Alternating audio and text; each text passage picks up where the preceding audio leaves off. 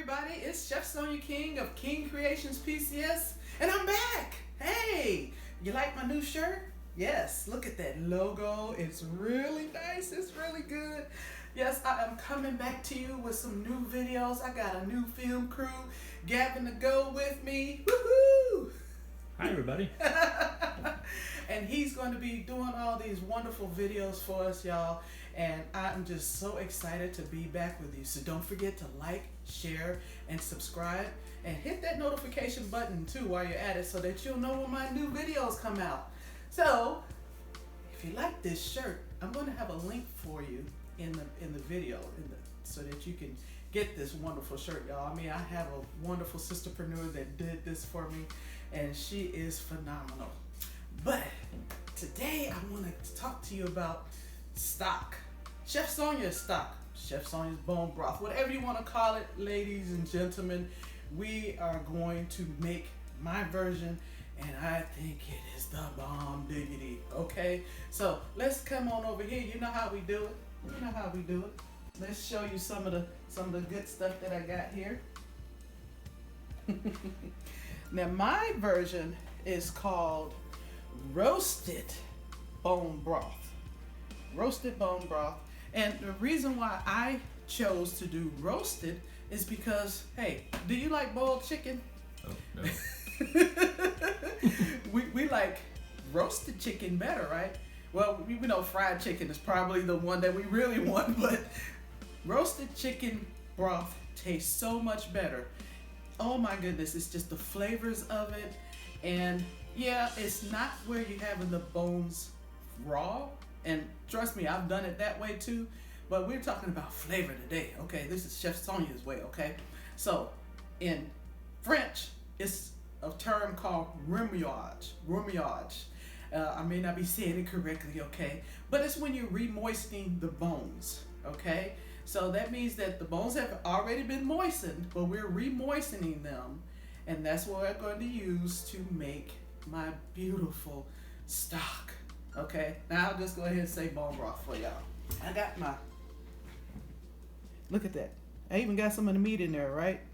Keep those soup bones, y'all. And I got some herbs in here. That's what we want. We want some fresh herbs in there. You can use dry herbs if you got that, okay? And so what I got in here is a bunch of vegetables.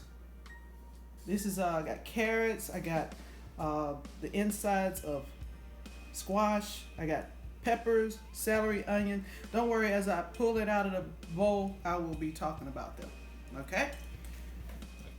All right, so now I'm going to show you what's in here. This is my pressure cooker, and if you don't have a pressure cooker, you can also do this in a stock pot, because that's why it's called a stock pot, right? Soup pot, whatever you want to call it.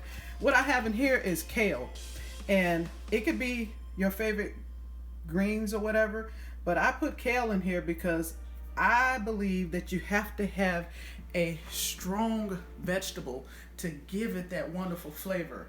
And to go a little further for you, my ancestors, they used to call this pot liquor, and that was what they would use for themselves when they were sickly.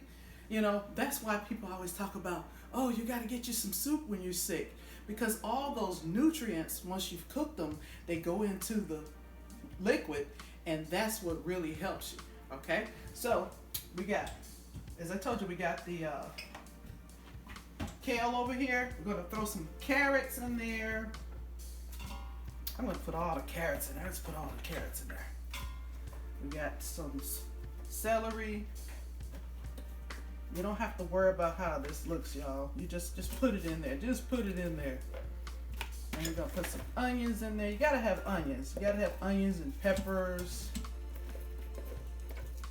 And I got to have room for my chicken, right? So I can't stock this. So let's push that down. So we just put this over here to the side. And so now we're going to put the chicken bones in here. And those lovely herbs. I don't care. I can fish those out later. And then we're going to put some garlic. Gotta have garlic, right? Garlic is wonderful. And I got some bay leaves. I'm gonna put some bay leaves in here. And just to bring out a little bit more of that collagen there, I guess just a little bit of, just a splash of vinegar. And it doesn't matter which vinegar you use, but I use the one with the mother. You know what I'm talking about. I'm not going to name any names because nobody is endorsing me, okay? So now I'm going to put some black pepper in here, cracked black pepper. And you can put the peppercorns in there too if you like. And this is Himalayan salt. Now I don't put a lot of that in there because as you cook down your broth stock, it's going to become more, concentrated. So actually in culinary school, we didn't even put salt in there. But in here, I'm just putting just a little bit in there. Okay? And you probably wonder, why are you going to put some more garlic powder in there? Because it's my recipe and I want more garlic, okay? So I put a little bit more in there, just to give it a little extra flavor. And I got some onion powder. And now it's time to put some water in here. Now you can just get the water right from the tap, y'all. It's really depends on you and your budget. I always try to make my recipes easy for you guys. I never want anybody to feel like they gotta go out and get any specialty foods or something like that, because at the end of the day, it's about what we got in our budgets, right? So I just had my pitchers, so I'm just gonna fill this up until it's covering.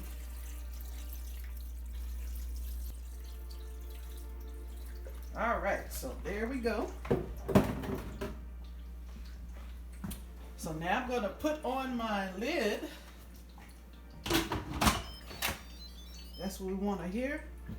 And I'm gonna put this pressure cooker on, and because I do this so much, it automatically goes to the 2 hours. So actually it's gonna take me 2 hours and a half, because you wanna do 2 hours for it to cook, do a natural release for 30 minutes, and then you go to strain it. So we're gonna let it do its magic, and then we'll get back to you. All right, so now it's been 40 minutes since there was a natural release, but now I'm coming to do a further release by doing this. So just waiting for the little button to go down, and then I can pop this open and strain it. But because I was doing some other things, and it's okay. It was just making it have a little bit more love. And I can smell the aroma of the herbs, the kale, and the roasted chicken, all the vegetables. And you just wait and see how good and yummy it is. Okay, look at all of that goodness. And that's what you want when you make your own stock, y'all. When you make your own stock, your broth, bone broth, whatever you want to call it, you want it to look, it just smells like homemade in the house. I want to encourage you to start making your own broth. And I understand that sometimes we're in a pinch and we may not have had the time to make it, and you have to go to the store and get it. But when you have some time, just go ahead and make it yourself. So let me go ahead and strain this, because this is hot, y'all. Woohoo!